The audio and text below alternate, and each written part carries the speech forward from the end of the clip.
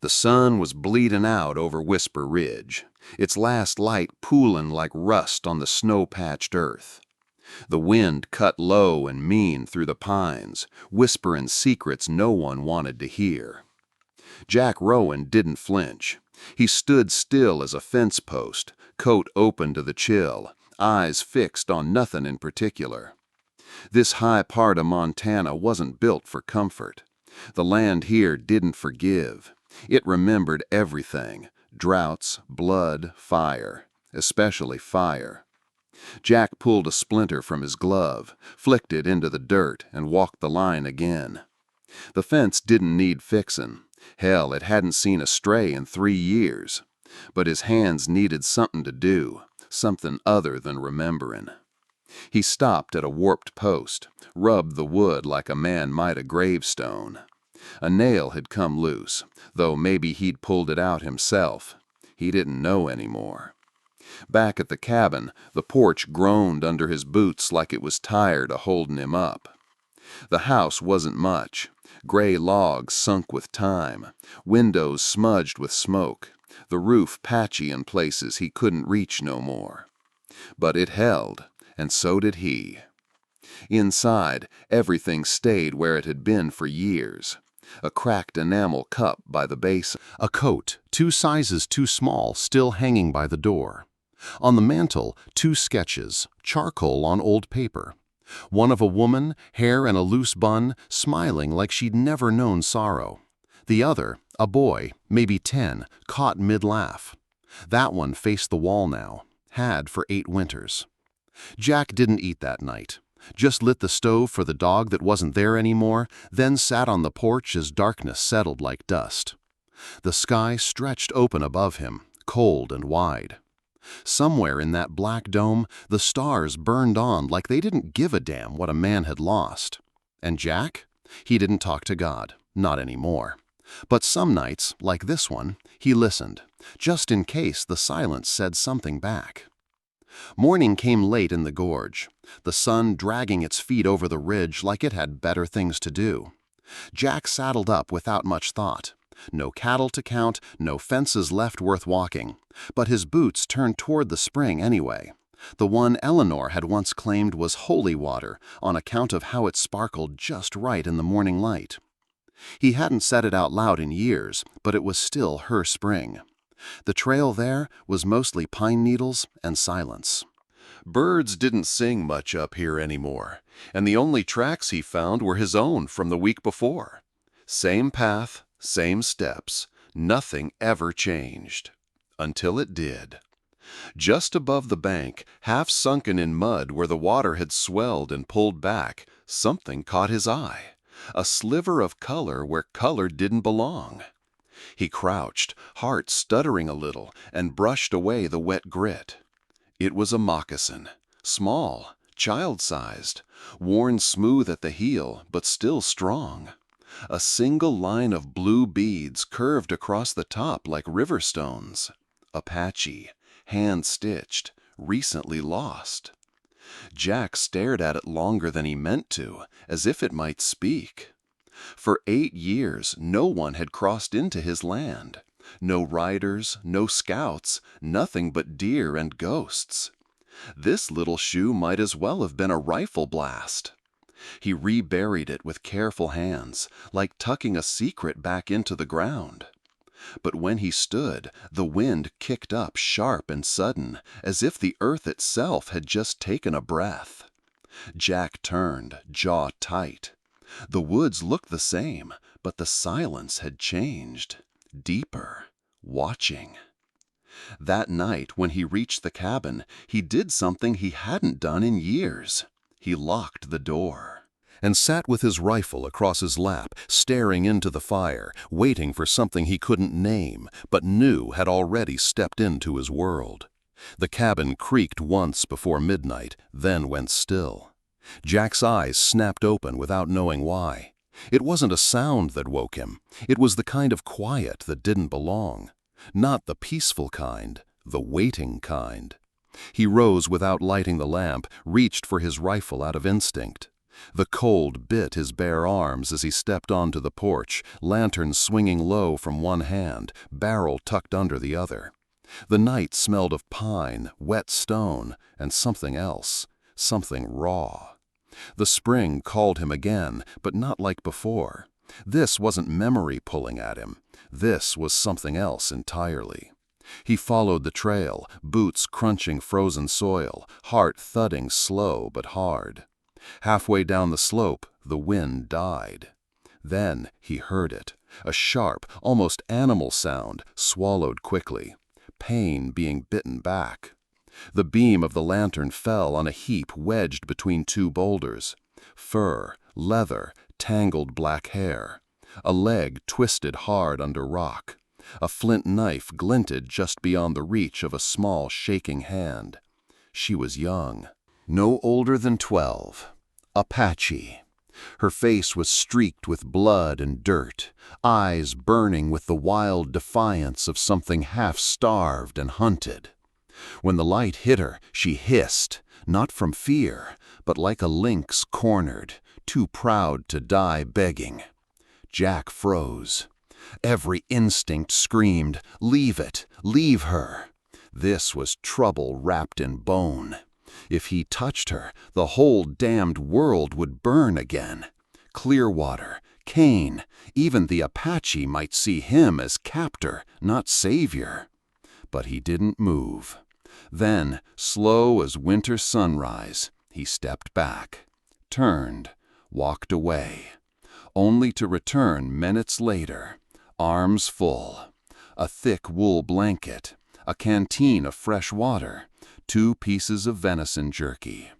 He laid them near, within reach, but not too close. Then he set down the lantern, its light steady, unwavering, and stepped back into the shadows, and waited. She stared. Minutes passed. Her fingers twitched.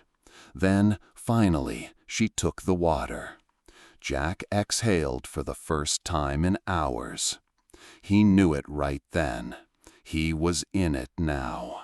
Can you guess what's about to happen? Leave your prediction in the comments. Like the video to motivate me to make the next videos. The nights came fast in the high country. By sundown, the shadows stretched long over Whisper Ridge, swallowing everything not anchored by fire or will. Jack built a second fire that evening, smaller, quieter, just far enough from the cabin to give her space, just close enough to mean she wasn't alone. He didn't say a word as he stacked the pine wood, didn't glance her way when he struck the flint and coaxed the flames to life. The girl, Naya, he guessed, watched him from the edge of her lean-to, eyes gleaming in the flicker like twin coals pulled from the mountain. She hadn't spoken once since that night at the rocks, hadn't dropped that flint blade either. It stayed clutched in her hand or tucked close to her side even in sleep. Jack respected that. He would have done the same. He left a tin cup of water near her fire, along with a folded blanket she hadn't touched yet. Then he returned to his own porch, settling into the chair that had once belonged to Eleanor. It creaked louder than he remembered, or maybe the silence just had room to echo now. The 2 fires burned like distant stars in the dark, separate but visible, honest.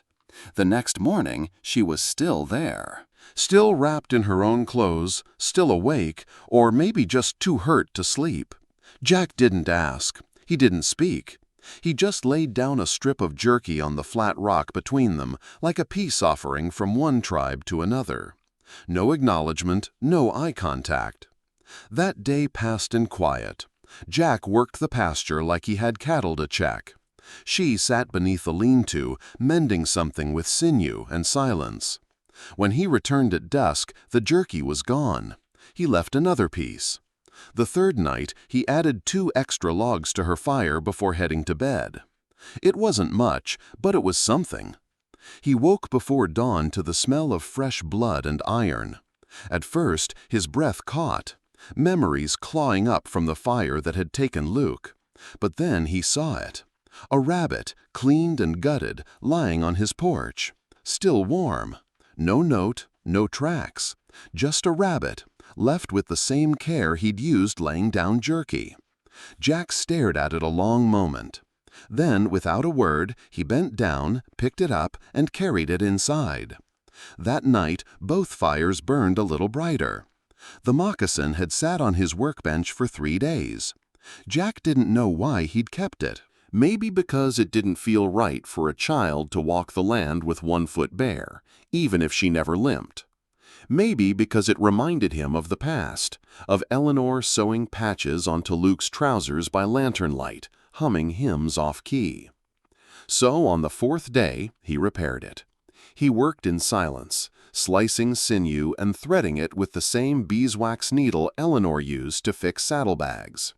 His hands moved slow but steady, the way a man works when he's doing something that matters, even if he won't admit it out loud. When he finished, he laid the moccasin near her cot, close enough to notice, but not so close it felt forced. Then he stepped away. She didn't touch it that night. Just glanced at it once, then rolled to face the other direction. That was fine. Jack hadn't fixed it for thanks. The next morning, he woke coughing again, deep, dry, and bloody near the end. He rinsed his mouth with cold spring water and muttered a curse. Naya didn't look up from where she sat, sharpening her blade with slow, measured strokes.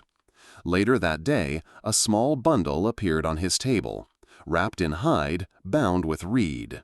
Inside dried leaves, a bitter root, a handful of fine, fragrant herbs he didn't recognize but somehow knew came from knowledge older than any book in Clearwater. He said nothing. That evening, as the fire cracked low, he brewed the tea. It tasted like bark and regret, but it settled something deep in his chest. When he looked toward the lean-to, she wasn't watching, but he nodded anyway. On the 6th night, as frost edged the windows and wind scraped the world raw, Jack opened the cabin door without knocking. She was already inside. Not in the chair, not near the fire. Just standing near the mantel, still as a painting. Her eyes scanned the sketches, Eleanor, Luke, then drifted to the shelf above the hearth. She pulled something from her coat. A small carving, wood, smooth and worn.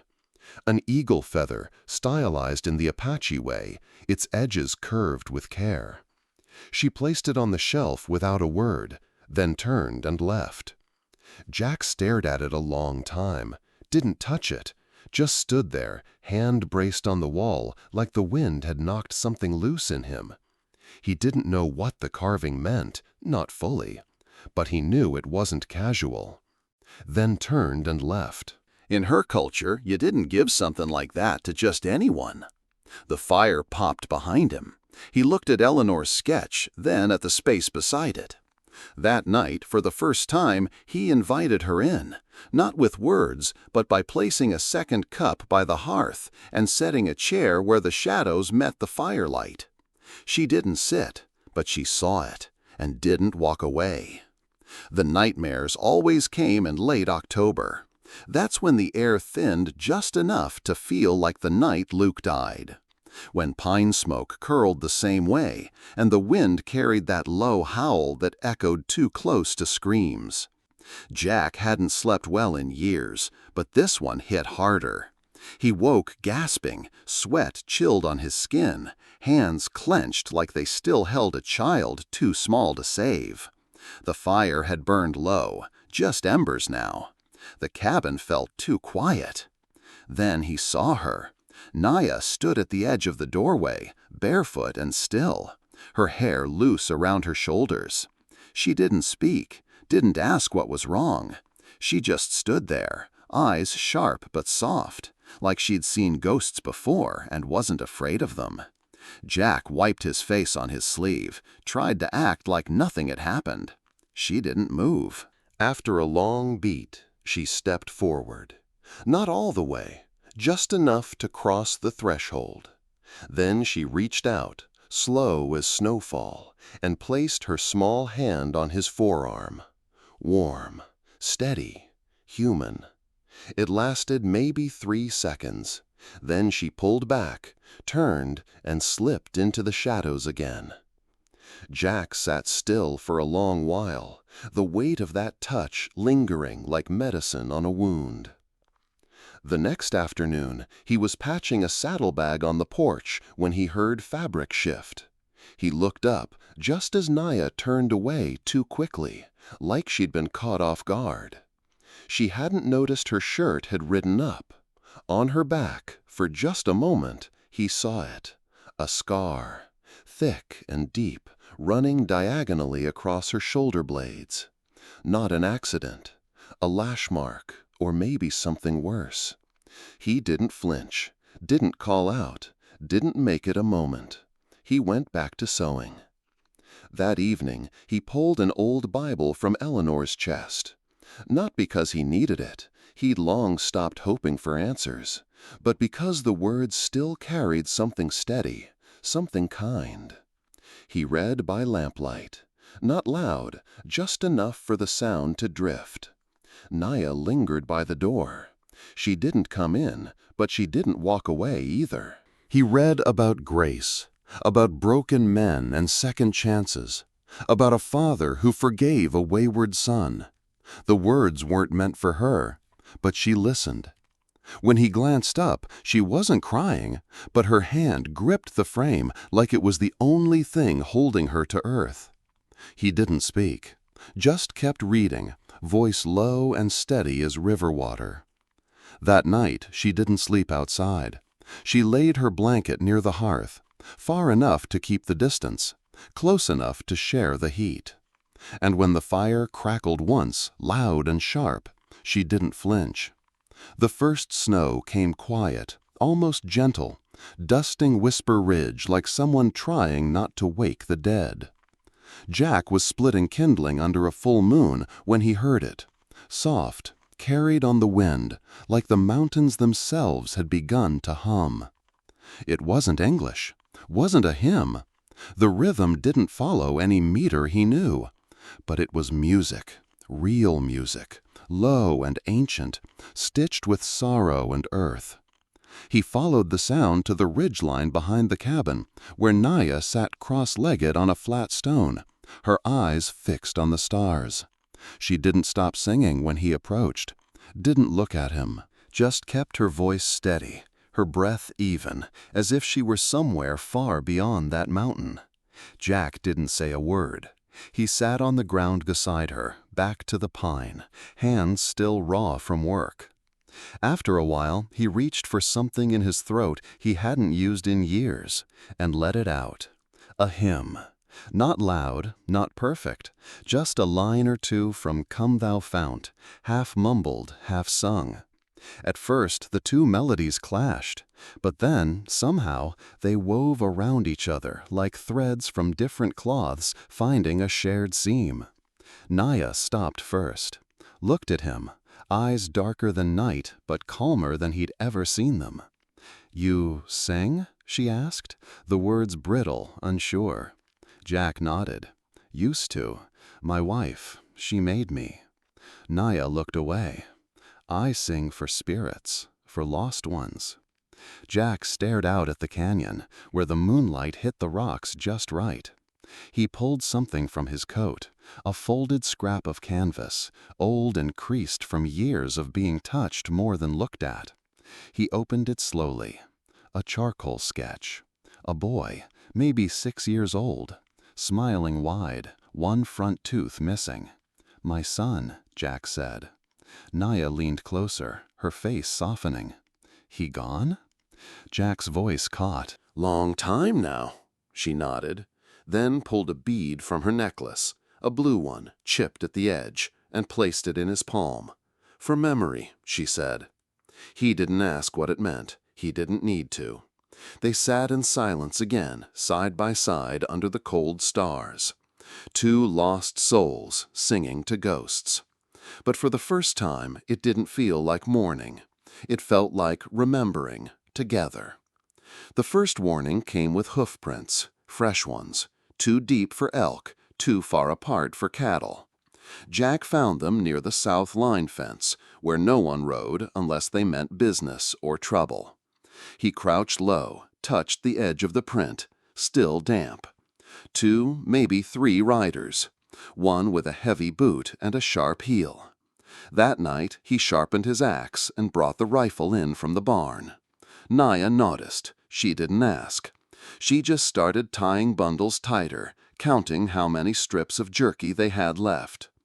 The next morning Kane came. Bartholomew Kane, land baron, town council chair, man with too much money and not enough decency.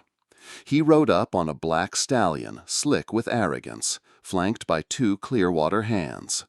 Dust clung to his jacket like it was afraid of being left behind. Jack met him at the gate, arms crossed, shotgun resting easy in the crook of one elbow. "Mornin', Jack," Kane said, smiling like a rattlesnake in the sun. "Heard some odd things lately." Jack didn't answer. Kane squinted toward the tree line. "Stranger seen near your place. Young girl. Skin a little too brown for these parts." Jack's jaw tensed. "You see her?" Kane laughed. "Don't need to. Just seems folks get mighty nervous when men like you take in causes." Jack didn't move, didn't blink. "She's none of your concern." Kane's smile thinned. "Everything that breathes on my side of this ridge is my concern." Then he tipped his hat. "Be a shame if you brought trouble down on yourself, Jack. Real shame." That night, the real trouble came. 2 men, both Clearwater regulars, tried creeping through the back pasture under a moonless sky. Naya saw them first, crouched near the spring with that same blade Jack had seen since day 1. She didn't yell. She tapped twice on the cabin wall and pointed. Jack stepped out into the dark, hands empty. No gun, just his voice. "Stop right there." The men froze. One had a rifle. The other just looked nervous. "She here?" the first one asked. Jack didn't answer. He stepped closer, slow and steady. "She's a child. She's Apache." Jack's voice hardened. "She's under my roof." That landed like a rock in a still pond. The 2 men backed off, but not before one muttered, "You're gonna lose everything for her." Jack stood there long after they left. Naya came out of hiding, knife still in hand. She stared at him, not in fear, not even in gratitude, just something deeper, like she'd seen him fall one way or the other, and now she knew which side he'd chosen. Jack looked down at her and nodded once. "I ain't sorry," he said. Neither was she. The next morning, Jack didn't say a word about the night before. He just chopped wood. Not because the pile was low, it wasn't, but because his hands needed something to do, and his chest was too full for silence alone. Around midday, he stepped into the cabin and cleared the space by the hearth. Moved an old saddlebag, a rusted tin box, and a half-broken rocking chair that hadn't rocked in years. In that small empty space, he built a bed. Nothing fancy, just pine slats, thick wool, and a quilt Eleanor had made back when Luke was still learning to walk. It smelled like cedar and memory. Naya watched from the lean-to, arms folded across her chest. She didn't ask what he was doing. She already knew. Later that afternoon, he returned to the old chest where he kept things he never opened. Inside, wrapped in linen, was Eleanor's hairbrush. Ivory handle, worn bristles, and a single strand of blonde still tangled near the center. He placed it gently on the new bed, then walked away. That evening, as the wind howled and clouds bruised the sky, he laid the table for supper. 2 plates, 2 cups, 2 forks. No extra motion, no explanation. Just 2. When Naya entered the cabin, her eyes flicked to the table, then to the brush. She didn't speak, didn't smile, but something in her posture softened, like a wire uncoiling. She sat. They ate in silence, the fire crackling loud between bites. Outside, the storm grew teeth, but inside, it was steady, warm, whole. After dinner, Jack stepped onto the porch to check the wind. When he returned, something small and soft lay curled around his saddle horn. A braided strand of hair, black as coal and bound with a leather string. Apache tradition. Not just a token, it was a sign. I trust you. He didn't touch it. Just stood there a long time, eyes wet but not weeping. He left it where she tied it. Some things weren't meant to be moved. That night she slept in the bed he made, her blade still tucked beneath the pillow, but her boots lined neatly by the hearth. Jack stayed up late reading, not to fill the silence, just to keep it company. Smoke, thin at first, almost like mist. But Jack had lived too many winters not to know the difference. This wasn't chimney smoke or a careless fire pit. It was signal smoke, Apache style. Straight, narrow, rising from the South Canyon like a warning flag whispered in code. He lowered the spyglass. "They've found her," he muttered. Naya was mending a strap near the fire when he stepped back inside. She looked up, just once, then back down at her hands. "They're coming," he said. Calm, not threatening, not warm, just fact. She didn't ask how he knew, didn't have to. She set down the strap, her fingers twitching just slightly. For the first time since she arrived, she looked unsure, not afraid, just pulled, between two worlds. She stood slowly, walked to the window. The smoke was barely visible from here, but she stared like she could read the whole story from the sky. "Do you want to go?" Jack asked. It was the first time he'd offered, the first time he gave her the door wide open. Naya didn't answer. Her lips parted, but no sound came. Instead, she turned, and for the first time, tears rimmed her eyes.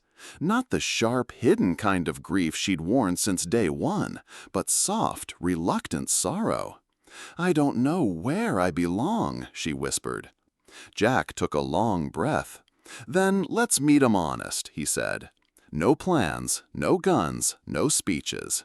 Just a man and a girl standing on land neither fully owned, both knowing that nothing would be the same after tomorrow." That night, the wind picked up and the fire snapped angry. Jack moved the table slightly, shifted the second plate by instinct. Naya didn't sleep. She sat by the window until dawn.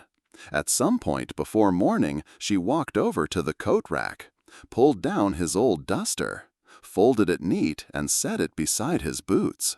No words, just that small motion. And that was how Jack knew. She wasn't ready to run. She was ready to stay. Climax. Dawn came slow that morning, dragging pink light through low clouds like a wound that refused to heal. Jack stood on the porch with his rifle across his back, but his hands held something else, an old sketchbook. Pages worn soft from time and fire. On the open page, a charcoal drawing of Luke, age 10, holding a fishing rod too big for his hands. A thud echoed in the stillness. Hoofbeats, heavy, unhurried. Cresting the hill beyond the pasture came 10 Apache riders, all cloaked in silence and sunrise. At their center rode a tall man with silver streaks in his braids and a hawk's gaze that didn't flinch. Cochise. No banners, no weapons drawn, just the kind of presence that swallowed noise whole. He dismounted before speaking. Eyes locked on Jack. "Where is my daughter?" Jack didn't move. "Inside," he said quietly, voice cracked like winter bark. Behind him, the cabin door creaked open a hair. But before anything else could be said, another sound broke in, this one sharper, desperate. A shout from the tree line. Bartholomew Kane. He came with 5 men, rifles slung and mouths frothing. "Don't believe him, Chief! Kane called, spurring his horse close. "He's got her holed up!" Took her against her will. Cochise didn't look at him, didn't need to. Kane kept going. "You know what he is. Same one that harbored your kind last year. Same one that turned against this town." Jack said nothing, just tucked the sketchbook into his coat and stepped down from the porch. "I didn't take her," he said, low and slow. "She came broken. I gave her space to heal." Cochise's eyes narrowed, just slightly, but he said no word. The silence stretched, tense and brittle. Then from behind Jack, the door opened again. A crutch tapped wood. Once, then again. Naya. She stood there, thin and trembling, but upright. She didn't look at Kane. She didn't flinch at her father. Instead, she looked at Jack. Then stepped forward. The air changed. Even the wind paused to listen. Naya's steps were uneven, crutch in one hand, the other clutched at the old shawl Eleanor had once worn. Her braid was frayed, but her chin held high. Each thump of wood on porch plank was a small act of war. She didn't stop until she stood between the two men, her father and Jack. The wind carried nothing but breath. Then she turned toward Cochise. Her voice, when it came, was cracked but sure. "In the canyon," she said in Apache, "I was dying." Her father's brow twitched. "This man found me, fed me, let me heal." Kane scoffed from behind. "Don't listen, she's just scared. He tricked her." Naya didn't blink. She shifted on her crutch, facing the crowd that had begun to gather behind Kane. Faces familiar from Clearwater, men Jack once traded with, women who crossed the street to avoid him. Then, in halting English, she spoke again. "This man reminded me what mercy feels like." The words hit like stone through glass. Kane opened his mouth, but no sound came. People murmured. The sheriff, old Tom Withers, took off his hat and looked down. And Cochise, he didn't move, not for a full 10 seconds. Then, slow as the sunrise, he stepped forward, stopping just an arm's length from Jack. The world held its breath. But instead of striking, instead of demanding, Cochise simply looked Jack in the eyes and nodded. One slow nod. Then he turned and whistled low. From behind his men, a gray warhorse stepped forward, thunder-colored and silent. Cochise led it to Jack and placed the reins in his hand. No words, no ceremony, just that, a gift in silence. A treaty sealed not with ink, but with flesh and understanding. The crowd didn't cheer, they didn't clap, but they didn't leave either. They just stood, trying to piece together how the story had changed without them. And Naya, she leaned into Jack's side just slightly, not to hide, but to belong. The warhorse was something out of legend, thunder gray, eyes dark as flint, muscles taut beneath hide that shimmered like storm clouds. It didn't flinch when Jack laid a hand on its neck, though the gesture came with a tremble. Jack had seen many things in his life, barns burn, sons buried, friends turn cold, but never this. Cochise stepped back without a word. The act had been done. In Apache tradition, giving a man your warhorse meant more than truce. It meant honor, trust, brotherhood. It meant, I see your heart, and it has weight. Jack swallowed hard. His throat burned, but not from smoke. He looked down at the reins. Rawhide and silver rings, woven with a single turquoise bead, the kind he'd once found by the spring. Maybe from Naya, maybe not. It didn't matter now.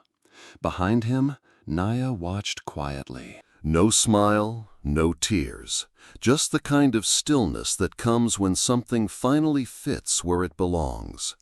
Then, like it had waited all its life for this moment, the town began to shift. Sheriff Withers stepped back, not out of fear, but out of respect. Kane didn't speak. His face had gone red, his mouth opening and closing like a man realizing too late that power can vanish without a fight. The other men, well, they just watched. Some uncertain, some ashamed. Jack said nothing. He didn't need to. He simply walked the horse to the post outside his barn, the same barn where he once lost everything. Tied it gently, no rush, no pride. Then he turned and opened his front door wide. Naya stepped inside, and this time it wasn't as a guest or a fugitive. It was as someone welcomed. From the hill, a wind picked up. It didn't howl, it hummed. The next morning, Cochise and his riders came down into Clearwater. No rifles raised, no war paint, no sound but the soft rhythm of hooves on packed earth. They didn't storm in. They rode slow, deliberate, like they weren't entering enemy ground, but coming to remind the town of something it had forgotten. People poured out of shops, porches, saloons. Bakers with flour-dusted aprons, boys gripping their mothers' hands, the preacher still holding his Bible mid-verse. They'd expected war cries. What they saw was dignity. Cochise led the way, unblinking beneath the judgment of 100 watching eyes. Behind him, the men rode with their weapons strapped, present but untouched. Their faces calm, measured. At the far end of the street, Bartholomew Kane stood stiff outside the town hall, his suit wrinkled, his stance rigid, but his voice gone. The sheriff didn't salute him. The townsfolk didn't stand behind him. They watched him. They watched Jack, arriving last, not with fanfare, but leading the gray warhorse at a walk. Naya at his side. No speeches, no declarations, just presence. It was enough. A little girl, no older than 7, stepped forward from the crowd and plucked something from the dirt. A single turquoise bead. She held it up to her mother. "That belonged to the girl?" she asked. Her mother looked at Naya and nodded. Jack met Kane's eyes once, just once. Kane broke first. His mouth twisted into something bitter, but his feet wouldn't move. The town no longer stood behind him. The lies had rotted through. He turned, walked back inside the town hall, and didn't come out again. The silence lingered like morning fog. But it wasn't empty. It was full. Full of reckoning, of shifted ground, of peace not declared but understood. Cochise turned his horse, gave one final look to Jack. No nod this time. Didn't need one. Then the Apache riders disappeared up the ridge, as quiet as they came. That night, the fire crackled low in Jack's hearth. Not roaring, just enough to keep the chill off. Naya sat on the floor, cross-legged, carving lines into a small block of cedar. The shape was coming to life. A tiny feather, curved just right, rough edges sanded down by careful hands. Jack watched from his chair, a worn Bible resting on his lap. They hadn't spoken much since the town emptied out, since Kane disappeared behind those thick doors. But the quiet wasn't the same anymore. It wasn't heavy. It was companionable. Jack leaned forward and held the Bible out. "It's old," he said, voice husky. "Got some stories in here. I used to read 'em to my boy." Naya looked up, her eyes lingering on the worn leather, the faded gold leaf on the spine. Then, without a word, she took it, cradling it like something living. She turned the first page carefully. Blank. Then reached for the wooden feather she'd carved and slid it between the pages. A marker, a beginning. Jack smiled, just a flicker. "Maybe someday you'll want to know those stories. Maybe not, but they're yours now." Naya didn't answer. She didn't have to. She stood, walked to the mantel, and placed the Bible there, right beside the photo of Luke and Eleanor. Then she looked at Jack and said, soft as ash, "This feels like home." Outside, a night bird called once and fell silent. Jack looked to the door, half expecting someone to knock, to break the moment. But no one came. He let the fire die slow that night, and when he finally rose to head upstairs, he paused, took down Eleanor's old shawl from the wall, folded it tight, and laid it over Naya's shoulders where she'd fallen asleep by the fire. She didn't stir, just curled deeper into the quilt. As Jack turned away, the faint glint of the carved feather caught the light, tucked not only between pages, but between past and future. How are you feeling witnessing this scene? Like video and let us know your emotions in the comments below. They didn't run him out with torches, didn't string him up or shout him down. No, Clearwater let Bartholomew Kane rot on the inside. 1 week after the Apache rode out, Kane's tall, polished office sat empty, its curtains drawn, the brass nameplate tarnished by wind and silence. Folks walked past it like it wasn't even there. The sign went up on a Thursday, "For sale, owner relocating." Nobody asked where he was going. Nobody cared. Mrs. Ellery, the baker, muttered over her flour bin, "That man built fences with silver words, but they never held up to truth." The blacksmith, still pounding iron across the street, just grunted. He forgot this ain't his town to rule. It wasn't a coup, it was disuse, the kind that eats a man whole. The sheriff didn't arrest him, didn't have to. No law broken in words alone. But the church stopped inviting him. The general store stopped extending credit. His name dried up like a creek bed in August. What he feared most wasn't losing power. It was being forgotten. That fear came true. The morning he packed his carriage, not a soul came to watch. Only the wind and a skinny dog who refused to leave Jack's porch. Inside the saloon, a boy no older than 10 whispered to his sister, "Ain't he the one lied on Mr. Jack?" His sister nodded. "Mama says Mr. Jack's a man who keeps his word, even when it hurts." Outside on the edge of town, Jack Rowen was mending the fence he hadn't touched in years. Just steady hammering, post by post, like nothing happened, like everything had. And folks started calling his cabin something new, the Truce House. Not everyone understood what it meant, but they respected it. Seasons turned like pages in a book left out on a porch rail, wind scuffed, sun warmed, unhurried. They didn't speak much, not after that final firelight night. But something old and binding had been etched between them, stronger than blood and quieter than prayer. Each spring, at the old spring Eleanor once loved, Jack found something waiting. Once it was a tightly bound bundle of sweetgrass tied with sinew. The next year, a piece of deerskin dyed in deep red ochre, stitched in patterns that told stories Jack couldn't read, but felt all the same. He'd take those offerings with quiet hands, bring them back to the cabin, place them by the mantel with the Bible and the carved feather. In return, he'd leave things of his own, a small bag of salt, a tin of coffee, a fresh sharpened blade. Sometimes a peppermint stick, wrapped in wax paper, just in case she still liked them. It became their way, a covenant made not in words, but in trust. He rarely saw her. She never stayed long. But on one autumn morning, Jack looked up from tending the fire and saw her standing at the edge of the trees. Taller now, older, bow across her back, long hair braided with eagle feather and blue beads.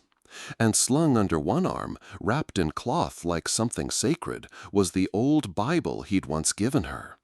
When she stepped forward, Jack noticed the feather was still inside it, right where she'd left it. She didn't come inside, just nodded once, like a scout reporting peace. He nodded back. That was enough. Before leaving, she placed something small beside the porch stairs. A stone, flat and round, painted with a single red cross in the center.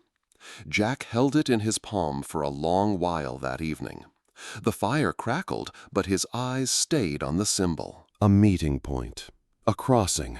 Not war, not goodbye, just understanding. Late spring. The kind that still carries the scent of snowmelt in the breeze, but whispers of bloom beneath it. Jack stood in Eleanor's old garden, the one she used to tend barefoot, even when the frost hadn't yet left the ground. Her boots still hung by the cabin door, worn thin, soles curled. In his hand he held 3 seeds, pinto beans, simple, stubborn little things, meant to grow even in tired soil.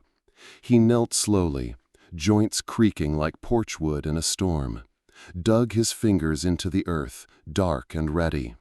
1 seed at a time, he pressed them in, careful, gentle, like prayer.